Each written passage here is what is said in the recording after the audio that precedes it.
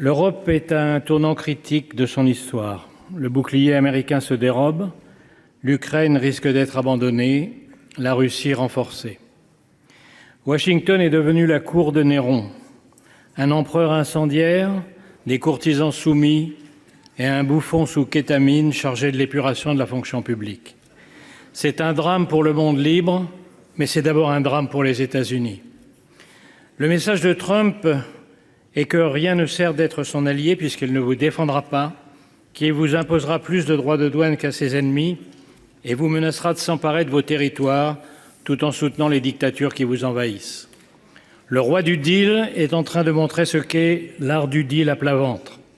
Il pense qu'il va intimider la Chine en se couchant devant Poutine, mais Xi Jinping, devant un tel naufrage, est sans doute en train d'accélérer les préparatifs de l'invasion de Taïwan.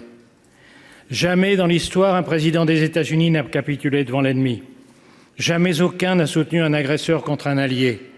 Jamais aucun n'a piétiné la Constitution américaine, pris autant de décrets illégaux, révoqué les juges qui pourraient l'en empêcher, limogé d'un coup l'état-major militaire, affaibli tous les contre-pouvoirs et pris le contrôle des réseaux sociaux.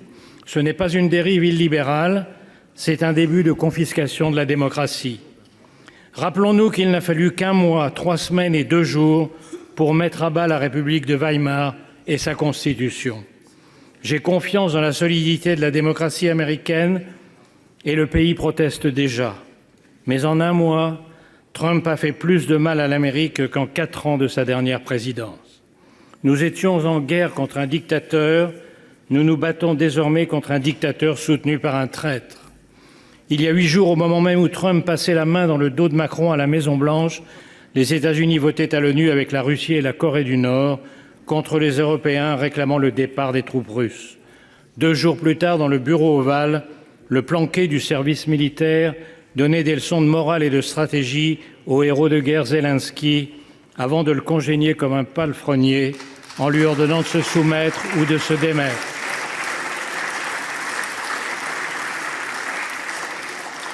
Cette nuit, il a franchi un pas de plus dans l'infamie en stoppant la livraison d'armes pourtant promise. Que faire devant cette trahison? La réponse est simple, faire face. Et d'abord ne pas se tromper.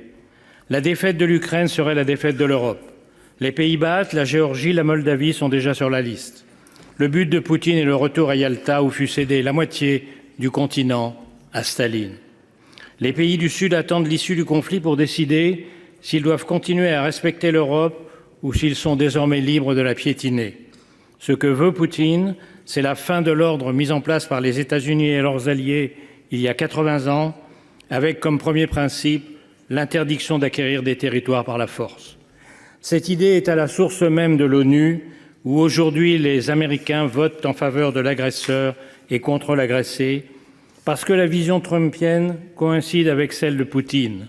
Un retour aux sphères d'influence, les grandes puissances dictant le sort des petits pays. À moi, le Groenland, le Panama et le Canada. À toi, l'Ukraine, les pays baltes et l'Europe de l'Est. À lui, Taïwan et la mer de Chine. On appelle cela, dans les soirées des oligarques du golfe de Mar-a-Lago, le réalisme diplomatique. Nous sommes donc seuls. Mais le discours selon lequel on ne peut résister à Poutine est faux. Contrairement à la propagande du Kremlin, la Russie va mal. En 3 ans, la soi-disant 2e armée du monde n'a réussi à grappiller que des miettes d'un pays 3 fois moins peuplé. Les taux d'intérêt à 25%, l'effondrement des réserves de devises et d'or, l'écroulement démographique montrent qu'elle est au bord du gouffre.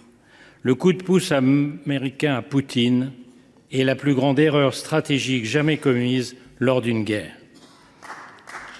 Le choc est violent, mais il a une vertu. Les Européens sortent du déni.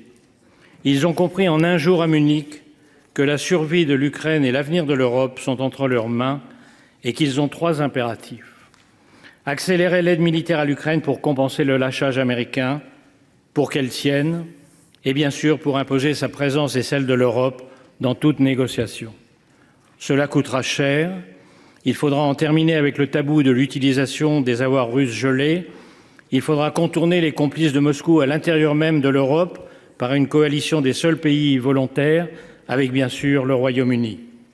En second lieu, exiger que tout accord soit accompagné du retour des enfants kidnappés, des prisonniers et de garanties de sécurité absolue. Après Budapest, la Géorgie et Minsk, nous savons ce que valent les accords avec Poutine.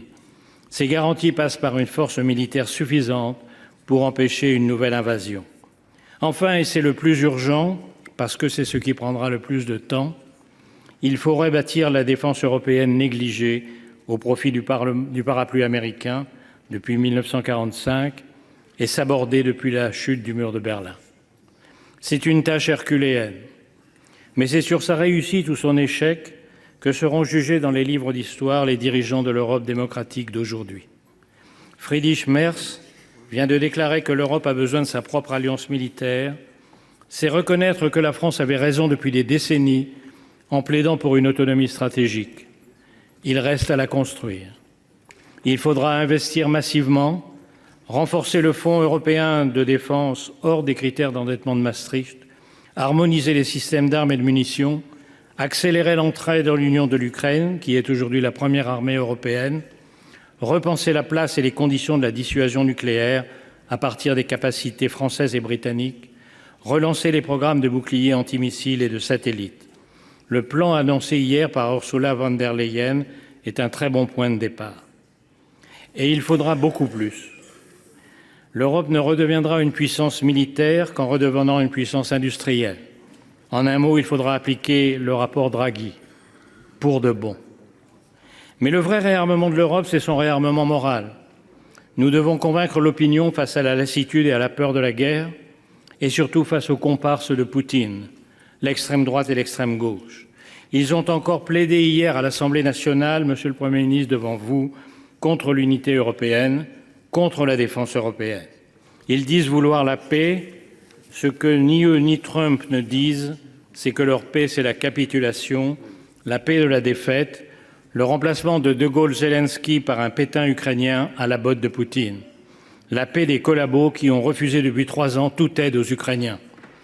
Est-ce la fin de l'Alliance atlantique?